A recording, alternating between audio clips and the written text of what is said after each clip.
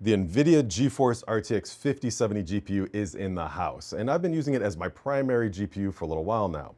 Hello, thanks for watching. I'm The Poets. I do a lot of PC hardware testing, and this has been on my test bench for a little while, but I've been using it as my primary gaming and video editing machine for a bit now. It's in the Fractal Design Era 2 case, running an Intel Core Ultra 9 285K CPU, 24 cores, 24 threads, with this MSI MPG Z890i Edge TI Wi-Fi motherboard, being cooled by the Arctic Liquid Freezer 2 240mm AIO. And we're using 48 gigs of Kingston Fury Renegade RAM at 8400 megatransfers. So right here I'm playing Star Citizen in 4K, and I'm noticing two different things. With DLSS off in a city, and this is not easy for a GPU in 4K, it's running about 45 to 55 FPS. When I turn DLSS on, it's hitting about 70 to 75 FPS, with the power usage greatly reducing by like 25% roughly.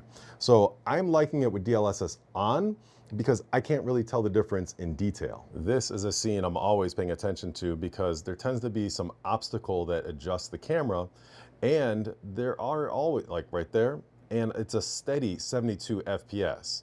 DLSS on or off, this looks exactly the same. And some interesting data, the GPU temperature maxed out at 64 degrees Celsius, the memory junction at 68, and then the GPU rail power maxed out at 293 watts. Some of the 50 series GPUs have been missing ROPs right here, and the 5070 has 80, so mine has all of them. If you are missing some, just go ahead and contact the manufacturer and just get an exchange. The 5070 does have 12 gigs of GPU memory. That may or may not be a concern for people.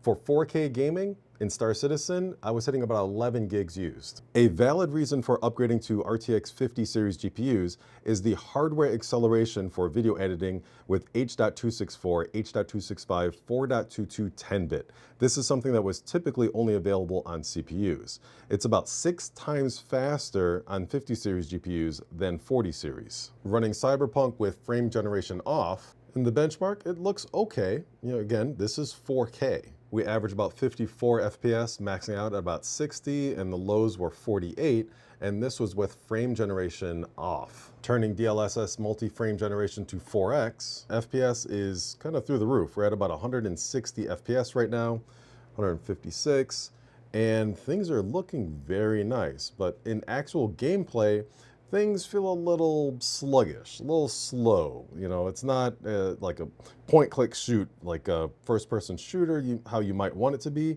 but it does look nice. So this is going to be personal preference. With multi-frame generation on at 4X, yeah, you're getting much higher FPS and it looks really good, but it's going to feel a bit sluggish, a bit laggy at times. And some people will be fine with that, some people won't. So it's kind of personal preference for how you want this set up. In Monster Hunter Wilds, yes, the game's not optimized, but it did get 47 FPS. Turning on DLSS 3.7.1 gave it 71 FPS, and it did look good. In Speedway, the RTX 4080 Super actually performed 22% better than the RTX 5070. Now, I found this interesting. The 4080 Super actually performs 27% better than the 5070 with DLSS off, but with DLSS on, that's just a 15% difference between the two with DLSS on. In Time Spy Extreme, the 4080 Super outperforms it by 25%. And Speedway's become one of my favorite benchmarks, where the RTX 4080 Super did outperform the 5070 by about 22%. We have a lot more testing to do, so stay tuned for those videos. But who is the RTX 5070 actually for? Well, for one,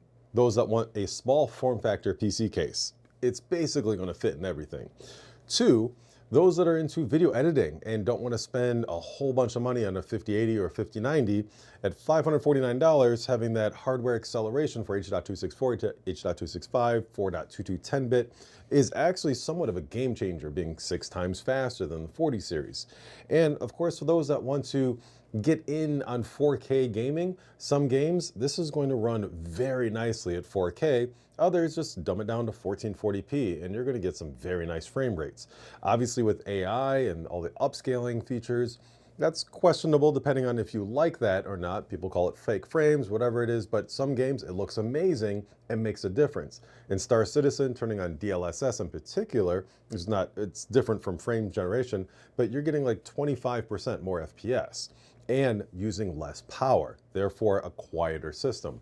So overall, at $549, I'm giving this a thumbs up. I like this GPU, especially the fact that I've been using it as my personal rig for a while now. And it is really impressive how something as small as this RTX 5070 is generating so much performance in very demanding titles. I like it. I'm going to keep using it as my primary rig, especially when I'm traveling and going to LAN parties as well. So if you like this video, go ahead and hit the like and follow button and subscribe and all that good stuff, and feel free to share it as well.